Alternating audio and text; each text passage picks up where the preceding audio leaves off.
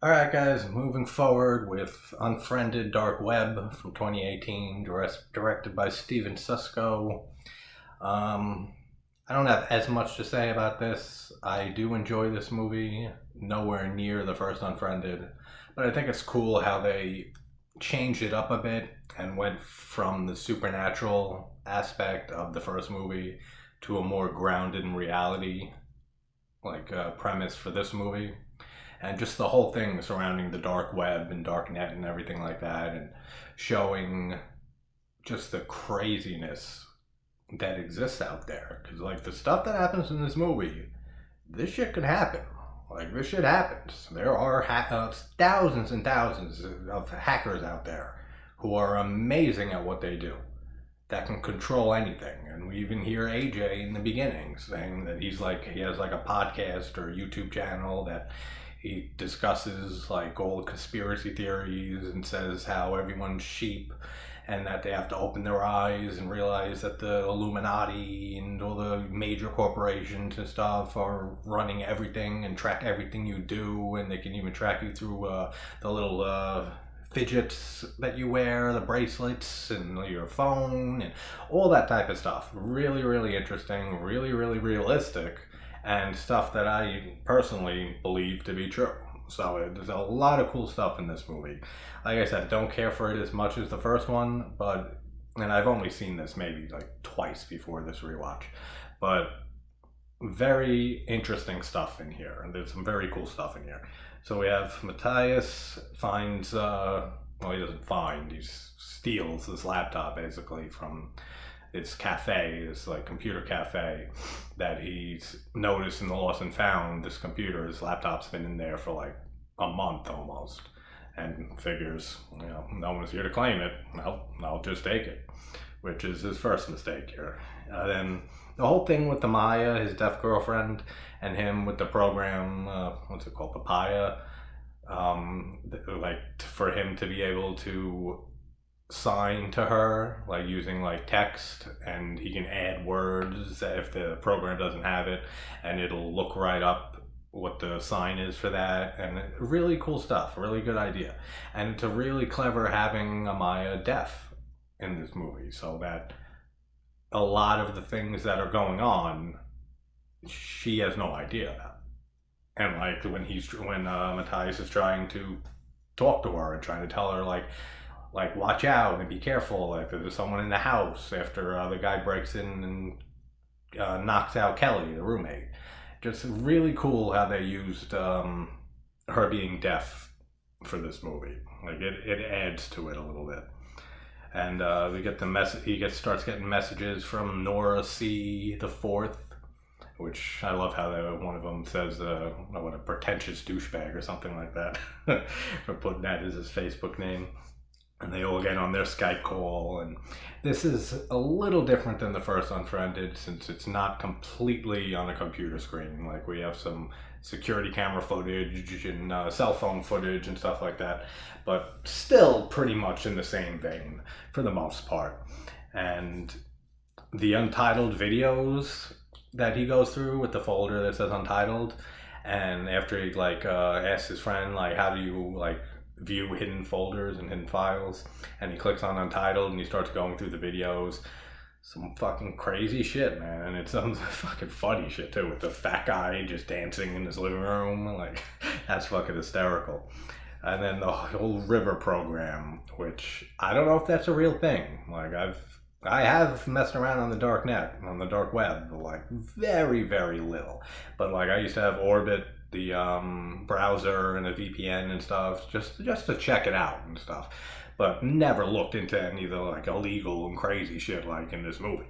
But that shit's definitely out there. It really is, and it's terrifying. Just the thought of that people, you can hire assassins on the dark web, that you can buy drugs, that they transport women and make them sex slaves, or just straight up murdering people. Sick shit, man. But it's out there. It's, as much as people don't want to believe it is, it is, and it's a terrifying concept all on its own. So just having the whole film revolve around the dark web, really cool. Really cool way to take this series from the first film, being a little supernatural with Laura's ghost, to, like I said, grounding it more in reality. But then we find out that Nora C is Sharon backwards, and on the River program, there's just a shit ton of Sharons that belong to this program and everything. The screen shares scene of the river, like when he shares his screen with everybody, and they see what's going on, and then he starts watching the videos, like I think it was like close to like 100, like to a terabyte almost of videos, and he starts going through some of them, and man, some of them are fucked up. Like with the corrosive acid the guy's about to pour on the girl before he changes to the next video, and there's the girl in the barrel, and you see her eye looking out of it, and then Erica Dunn, the girl who's been missing, and seeing the guy climb through her window and just look up at the security camera and everything. Really creepy shit, man. Like, imagine seeing stuff like that. Like, I would get rid of that laptop immediately. Like, fucking burn it to do something. And the characters in this movie, I like. Like, I like the characters more in the first movie. But Mateus is a good character. I mean, we don't really know Amaya much because she doesn't talk, you know. So, like, it's hard to relate to her. But she's cute, and they seem like they make a good couple, and like their whole dynamic and stuff, that they are trying to make this work despite the odds being completely against them. That she's deaf, he doesn't know how to sign, and just the work he's putting in just to be with this girl, like he's using this program to learn like text sign language to her, and that he's going to classes to learn sign language. Like, very, very endearing. Like, what he's trying to do and how far he's going and the effort he's putting in for this relationship to work. So, I mean, we get that. We can take that away from, like, Amaya and his relationship. But, like, Amaya herself, I don't know. I don't relate to her. I don't really know her at all, like, through this movie. But like AJ, I really like. Damon, the British guy, I really like. Lex is alright. She's only in it. She's the first to get killed, so, but she's cool too. And then Nari, she's the woman who played Georgina in Get Out, right? I didn't look it up, but I'm almost positive. Like, that Georgina's face in Get Out, like, it sticks in your mind, like, heavily. So, like, when I rewatched this, I said, like, that's fucking the actress who played Georgina. And like I said, I didn't look it up, so correct me if I'm wrong, but I'm 99% sure that's her. And she gives a great performance, just like in Get Out. And then the girlfriend of her, the fiance that they got engaged at the beginning, Serena, I think, great acting too. Like, there's really good acting in this movie, just like in the first film. And there's great atmosphere in this movie, just like the first movie. There's just the way that they evoke fear in this is extremely well done.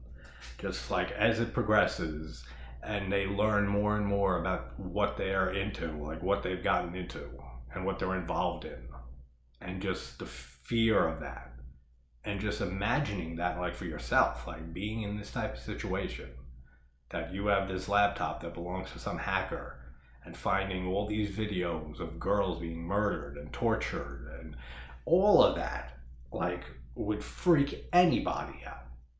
So, like, the way that they handle it in this is very realistic to me. Like, it's how I would kind of react if I was in that situation. Like, him having to make up an excuse so that they don't know this is real.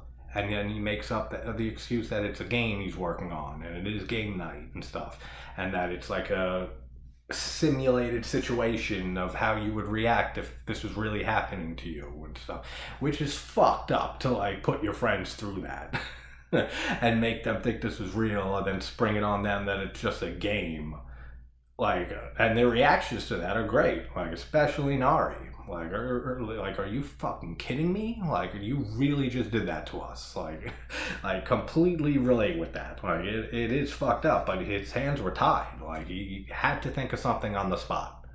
And wasn't a bad, wasn't a bad thing he thought of. Like, a cover for what's actually happening. Like, he was pretty quick with coming up with this excuse that it's a game that he's working on and everything. Really, really cool. The conversation, the message from Sharon saying that he wants a darker haired girl, like with longer hair, and to make it slower. And then they ask, like, what do you want? And he says, I forgot the term for it, but drilling into somebody's skull and like putting an item in there. What a fucked up message, man. Like, can you imagine? I couldn't imagine. That's fucking so sick. Like, that is terrifying. Reading that message coming through to you. Like, and having everybody else see it. Like, all your friends are seeing this through screen share. Like, can you imagine, like, seeing a message like that? Like, that's when it really starts taking off. Like, especially for Mateus, because he knows this is real. But I couldn't imagine. Like, that's so fucked up. And the guy that comes into Maya's apartment and then just kidnaps Kelly and just appears behind her, all glitched out, and drags her out of the screen, like out of the frame, and then takes her down into the basement. And we find out later when he like reveals himself that he didn't kill her, that he just knocked her out and everything. But creepy. Like, cool little mini jump scare there when he appears behind her. And just the way that these people are so amazing at what they do as hackers and are so technologically proficient in hacking computers and hacking anything. Like, these people can do fucking anything. And like I said, there are people out there with those skills. And that's what really resonates with me about this film, is that this shit could happen. Like, it really could. Like, maybe not to the extremes that this film goes to, but I wouldn't even be surprised if shit exactly like this has happened. Because it really resonates with you, and it makes you think afterwards. Like, after I watched this earlier, I was thinking about it for like a good half hour or so. And just like, running through my thoughts and replaying certain scenes and lines in my head and the ideas and stuff through this movie. And it sticks with you for a bit afterwards. Like, it definitely makes you think. All the distortion, I've mentioned this in a few found footage movies and stuff, but all the distortion on the cameras and everything is so fucking annoying. Like, I hate that in found footage movies. Yeah, it's them messing with the computers and stuff and distorting them so that they can't be seen, or that it's hiding their identities and stuff. So I get it. Like, I know why it's there. I just hate that in found footage movies. Like, especially with other ones, like, if you're going to show something, show it. If you're not going to show something, don't show it. Don't show it and then have distortion and static and stuff on the camera screen so it hides most of what you're showing. Like, I don't know, it's a pet peeve of mine. But, like, I get, obviously, why it's happening. So it's not too big of a gripe. Just the message with, if anyone disconnects, I'll kill Amaya. Oh, that sucks, man. Like, knowing your girlfriend, this girl that you love, life is on the line because of your fault, basically, for fucking stealing this laptop. Like, everything that happens in this movie, all the friends that die and stuff, are all on him. Except, like, we find out near the end, and I'll get to that, like, the twist on this, which is a good twist. Like, I enjoy that twist. But, yeah, when he comes out saying that it was all fake, it was a game, I love how they all start questioning the game. Like, asking him questions. Like, Nara saying, that's her name, right? Nari, saying that, like, what if I called 911? And like I said, he's really good at just thinking on the spot real fast. and just saying, well, like when you play the game, you'd have to log in with your phone number. So if you called 911, then it would, like, a recording would play and stuff to pretend to be the bad guy. Real good answer. Like, and then I forget if it's Damon or AJ asks if, like, so what happens if you don't transfer the money, or if you don't look at the videos and stuff? Like, would the bad guy still, like, do this and this and this? And, like, just how they accept that it's a game, that he's telling the truth about this.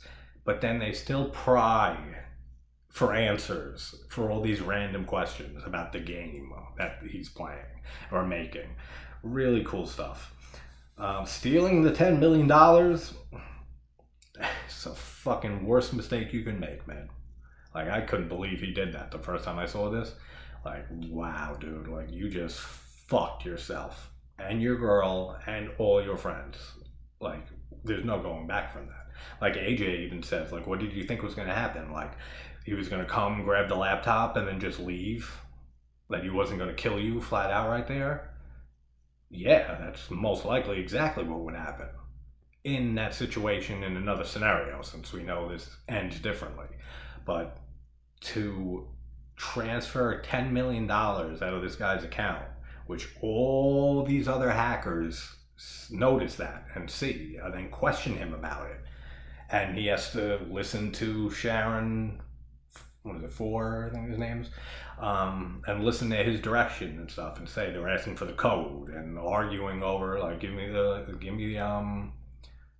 the laptop and I'll give you Amaya back, and just going back and forth and saying, oh, we don't have time. They're saying it's like the last chance, and he gives them the code and everything, and why he took the money out, and he said he switched from Bitcoin to, I think it was Ethereum or something like that, and that it had a better exchange rate. He got a tip and stuff.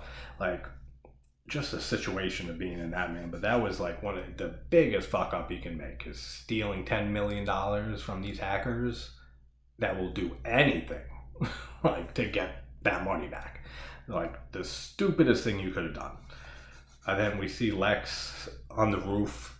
That, like, I like how they had it as a YouTube video that somebody posted, like, this just happened outside my apartment or something like that.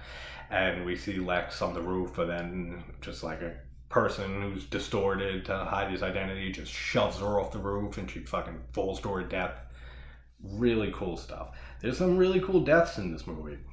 Having Amaya take the subway so he can, like, tell them what's happening, knowing that she'll lose the signal, and so will he down there, the guy who's following her. Really clever. Like, really clever way of being able to tell the friends what's actually going on without Sharon Four listening and hearing and seeing everything that he's doing. So it was real clever for him to have Amaya take the subway, which he says later on he did deliberately. Like early on, he just says, just take the subway and get over here. You don't think anything about it.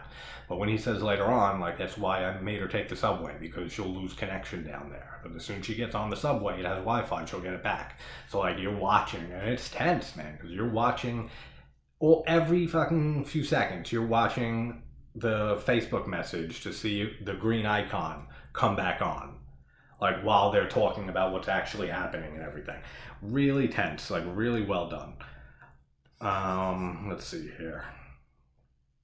I love this. Like, might be one of my favorite scenes in the movie. How they edit AJ's clips from his YouTube videos. Like, they play certain parts of it and repeat it, and take another part and repeat those lines, and then string them all together and call 911.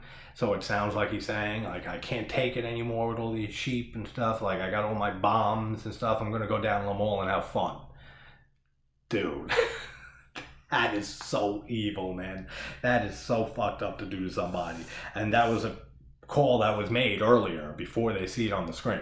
So Damon says, like, they made that call 10 minutes ago. Like, you got to get the fuck out of there.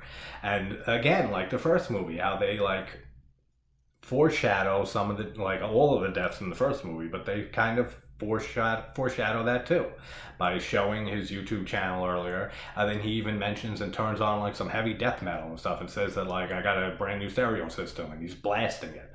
And then they use the stereo system for when the cops are knocking on the door and they upload the fucking sound of a shotgun and they click that and it's blasting off the speakers, and then you hear the cops, he's got a gun, and they just blast him away through the door. What a great scene. Absolutely awesome. So cool how they do that, how they edit his words together to just make it a threat and call the cops with it. Awesome stuff. And then, oh man, making Serena choose between Nari and her dying mother, I couldn't imagine. That's so fucking sick. Like, making someone choose between their fiance, who they love dearly, and their fucking mother, who they love dearly more than anything. Like, if I was in the situation, I mean, like I said, it's a terrible choice between two of those. But we know the mom's dying. And she's an older woman and stuff. She lived assumably, like a good life or a long life. I might go with the mother. Like, if I was in this situation, I might go with my mother. Like, and I know that sounds terrible, man. I know it really does. But, like, the flip side is both of them die, which is what happens here, because she can't choose. And then we see the mother's life support get shut off and she's dead. And just Serena's reaction, the acting from her is so great in that whole sequence. Such good acting by the actress who plays Serena. And then she's killed. Then Nari gets pushed off the fucking subway onto the tracks and gets hit by the fucking train at the subway. Fucking, oh man, that's fucking terrible. And then Serena gets killed by somebody sneaking in her house. And again, like, cool with the distortion around the figure of the character, that you can't even really see that he's there. He kind of looks like Predator almost, like when he's invisible mode. Like, kind of looks like that. Then we get the whole little twist that this is all a setup. This was a setup from, like, moment one. That it was a lure, that they purposely left this laptop. They wanted somebody to find it. They wanted to pin all of this on a group of people. And it's a great twist, actually. When I first saw this, I did not see that coming. I knew there was some type of information that we still don't know at that point. But when Damon calls him, Mateus, when he's on his way to the subway to meet Amaya, and he says how, and explains all that this is all just a fucking trap. Like, they did this on purpose. And then we see, and the hacker put Mateus's face on the guy in Erica Dunn's room from the video when the guy looks up at the camera, and then we see why he did that. Because when we see the video for the first time, they even say, like, why is he looking up at the camera? Like, why would you expose your face like that? This is exactly why. Because that was their plan, to fucking blackmail all these people and set them up. And he just takes Mateus's picture and just photoshops it quick and puts it on the face from the video. Really cool stuff. Then using the sign program to tell Amaya to go in the building. Just hacking into that. Like, these people can hack fucking anything. Like, how they hacked into, like, the life support with the mother in the hospital, Serena's mom, I don't know how they did that. Like, I don't even know if that's possible. It might be, unless they had, like, one of them there in the hospital, and they were able to do something from there, like hack the power or cut the power. I don't know, something like that. But that's, like, one of the only things that, like, I thought about, and I was like, I don't know if they can do that. Like, from a distance especially, like, from not being there at the hospital. Like, they could hack into a life support machine.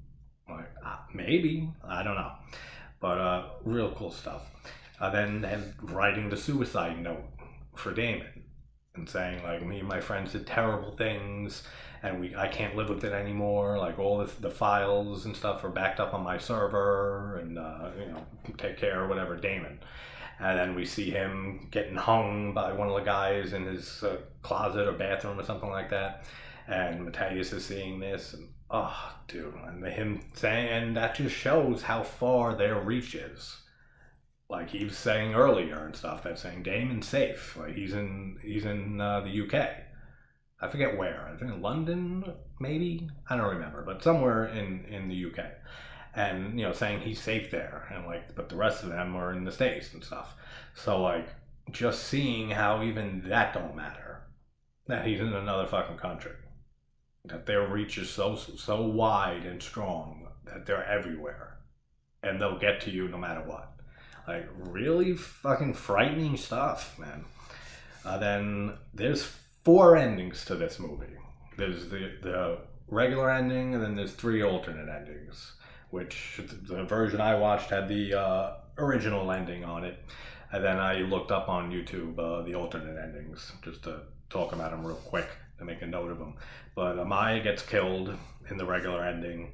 Then they hold a vote on Mateus's life.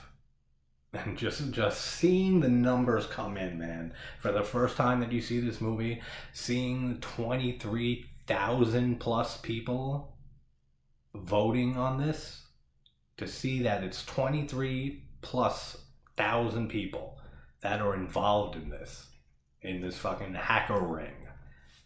That's fucking so terrifying. Like, and then I think there's even like a few thousand more than that or something. There was like at the very end when they show like the viewer number or the viewer count, I think it was like 26,000 or a little over 26,000. That is a lot of fucking hackers, man, and a lot of evil fucking people. Like, that's fucking scary. Absolutely. And then they all vote no. Like, the majority of them all vote no, he shouldn't live. And then the fucking car just comes and smashes into him and kills him, and he's dead. And then we see Erica Dunn. We see one of the people bring Erica into Mateus's place.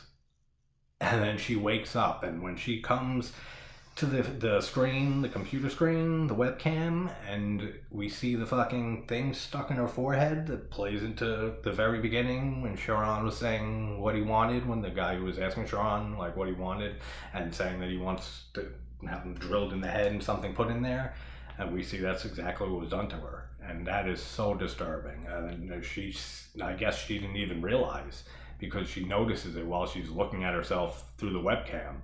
Then she touches it and it comes off, and there's just the hole in her head and blood starts dripping, and then she screams like bloody fucking murder. Awesome. Like, so disturbing. Really, really cool. And then we have the pan back from the camera, and we see the guy behind like a bunch of different screens and monitors when saying that it's game night. So it's game night for all these 26,000 hackers also. And this is what they do for game night, I guess. They set up people and to cover their tracks, which is so fucking crazy, man. And just seeing that it's a live broadcast and that 26,000 people were watching this around the world, and seeing like the chat, like what people are saying, like good game and good fucking game, and like this was one of the better ones in a while, and like awesome stuff. Then the three alternate endings, we have one where Amaya is killed, but they vote on whether Mateus kills himself or something like that. And I actually forgot how this one even went. Like, the three alternate endings are like, from the original ending is Amaya and Mateus both die. Then the three alternate endings is one, Amaya dies, Mateus lives, one, Mateus dies, Amaya lives, and one, they both live. So it's interesting how they had all those scenarios played out. And yeah, he does kill himself. So Amaya lives and Mateus ends up killing himself. And then the second alternate ending is, I think I had that backwards. I can't remember the first one. Check it out on YouTube, the alternate endings, if you haven't seen them. The second one, though, I wrote down a little better, is that Amaya lives and Mateus is buried alive, which is so fucking terrifying, man. That is some horrific shit. Like I said that in my video for Lucio Fulci's City of the Living Dead, when the girl's buried alive in that movie. That's gotta be one of the worst ways you can die. Like, yeah, burning sucks and drowning sucks, but knowing that you have no way out, that you're buried underground, and no one's ever gonna find you in time. Like, for you to fucking live, you're gonna fucking suffocate. That's so fucking horrifying. And so he's buried alive, and he's trying to like type to her or lip to her, and they're distorting his lips so she can't read his lips. Like, it's fucking so evil, man. And like, he keeps saying like, I'm right below you, I'm right below you. That's a good ending. Like, if I could pick out of, well, I'll say the third one first. The third one is they both live, and they basically, the whole hacker, you know, group and stuff like that, of all these 26,000 people are voting on whether they should live, the both of them. And it goes, yes goes up pretty fast, and then no like really goes up and outdoes yes. And then it's cool how they bring up the video of showing the hell are they showing that video? Mateus and Abaya's like little hiking video that he played earlier in the movie, and the name of the file near the end says they earned it.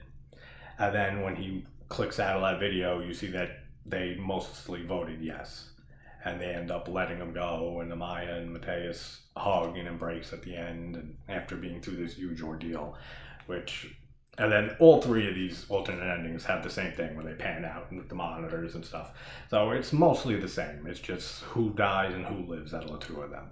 But if I were to pick one to replace with the original, I like the regular ending. Like, I like it just how it is. But if I were to pick, it would be the second one. When Maya lives and he gets buried alive. Because that's fucking terrible, man. That's so terrifying. That's so scary. That's so much of a fear of mine too. It's like being buried alive. Not that I ever think I'd ever be in that situation, but you never know. Who knows?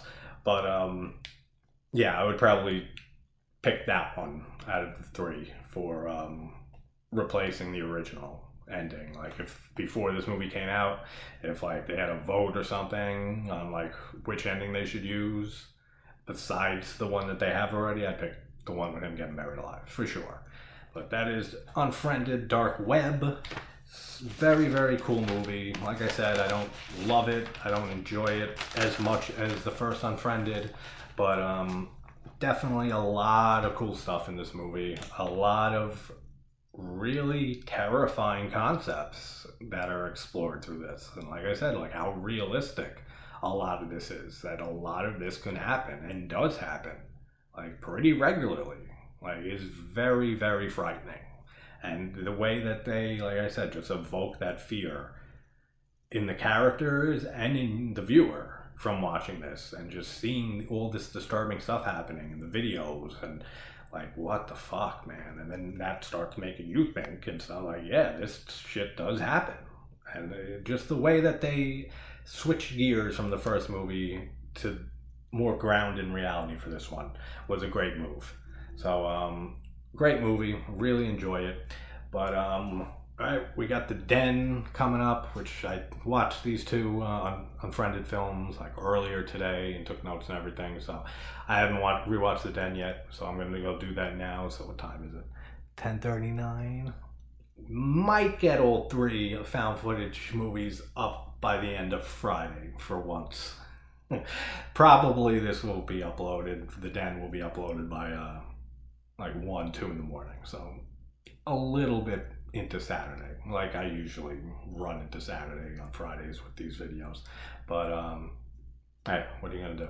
And yeah, so The Den coming up next. Love that movie, and in the same type of vein as Unfriended, like in certain ways.